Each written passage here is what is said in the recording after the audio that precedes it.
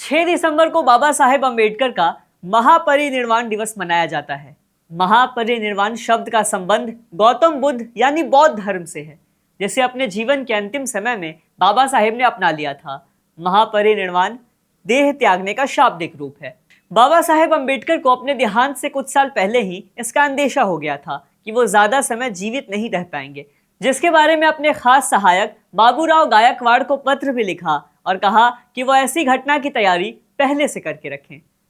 बाबा साहेब के नजदीकी बताते हैं कि 5 दिसंबर की रात बाबा साहेब सोए और फिर कभी न टूटने वाली चिर निद्रा में लीन हो गए। उनकी मृत्यु से एक रात पहले उनसे मिलने जैन प्रतिमंडल के कुछ लोग आए थे, कार्यक्रम का निमंत्रण देने आए थे। बाबा साहेब अम्बेडकर बीमार चल रहे थे, बावजूद वो उन लोगों से मिले। कहा, स्वास्थ्य ने साथ दिया तो कार्यक्रम में जरूर आऊंगा।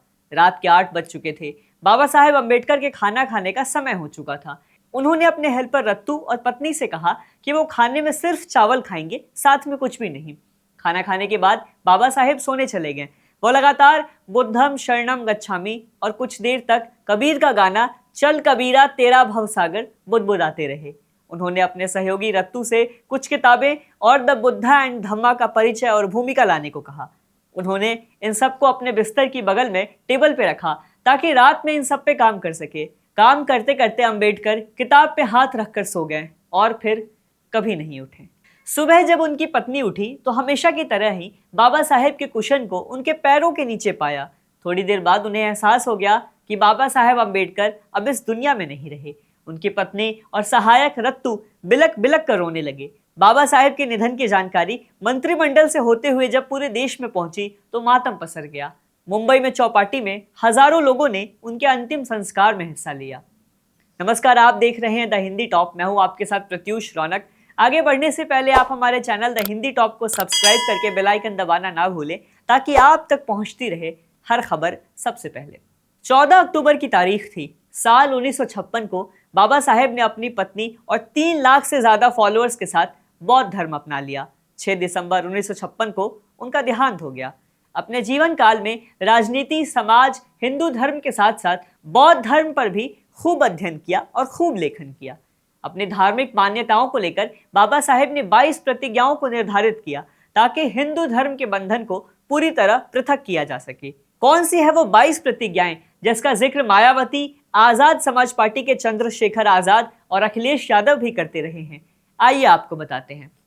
अपने 22 प्रतिज्ञाओं में बाबा साहेब अम्बेडकर कहते हैं, मैं ब्रह्मा विष्णु महेश में किसी में विश्वास नहीं रखूंगा, ना ही उनकी पूजा करूंगा। मैं राम और कृष्ण जो भगवान के अवतार माने जाते हैं उनमें कोई आस्था नहीं रखूंगा, ना ही उनकी पूजा करूंगा। मैं गौरी, गणपति और हिंदुओं के अन्य देवी देवताओं में आस्था नहीं रखूंगा, ना ही उनकी पूजा करूंगा। मैं भगवान के अवतार में विश्वास नहीं करता हूँ। मैं ये नहीं मानता, ना कभी मानूंगा कि बुद्ध विष्णु के अवतार थे। मैं इसे पागलपन और झूठा प्रचार प्रसार मानता हूँ। मैं श्रद्धा या श्राद्ध में भाग नहीं लूंगा, ना ही पिंड दान करूंगा। मैं बुद्ध के सिद्धांत और उपदेशों का उल्लंघन करने वाले तरीके से काम नहीं करूंगा। मैं ब्राह्मणों द्वारा निष्पादित होने वाले किसी भी समारोह को स्वीकार नहीं करूंगा।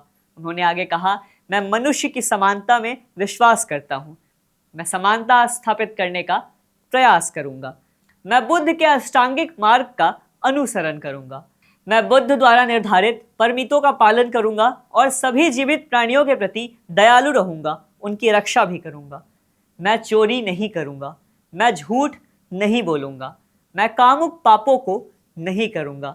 मैं शराब, ड्रग्स जैसे मादक पदार्थों का सेवन नहीं करूंगा। मैं महान अष्टांगिक मार्ग के पालन का प्रयास करूंगा और सहानुभूति से अपने दैनिक जीवन में दयालु रहने का अभ्यास करूंगा। मैं हिंदू धर्म का त्याग करता हूं जो मानवता के लिए हानिकारक है और उन्नति के लिए मानवता के विकास में बाधक है, क्योंकि यह असमानता पर आधारित है। मैं स्वधर्म के रूप में बौद्ध धर्म को अपनाता हूं। मैं दृढ़ता के साथ यह विश्वास करता हूं कि बुद्ध का धम्म ही सच्चा धर्म है। मुझे विश्वास है इस धर्म में परिवर्तन के द्वारा मैं फिर से नया जन्म ले रहा हूं। मैं गंभीरता एवं दृढ़ता के साथ घोषित करता हूं कि मैं धर्म परिवर्तन के बाद अपने जीवन का बुद्ध के सिद्धांतों एवं शिक्षाओं में उनके धम्म के अनुसार मार्गदर्शन करूंगा। फिलहाल इस वीडियो में इतना ही। वीडियो पे अपनी राय कमेंट में दर्ज करें, शेयर करें, सब्सक्राइब करें द हिंदी टॉप। साथ ही हमें एक्स यानी ट्विटर, फेसबुक और इंस्टाग्राम पर भी जरूर फॉलो करें।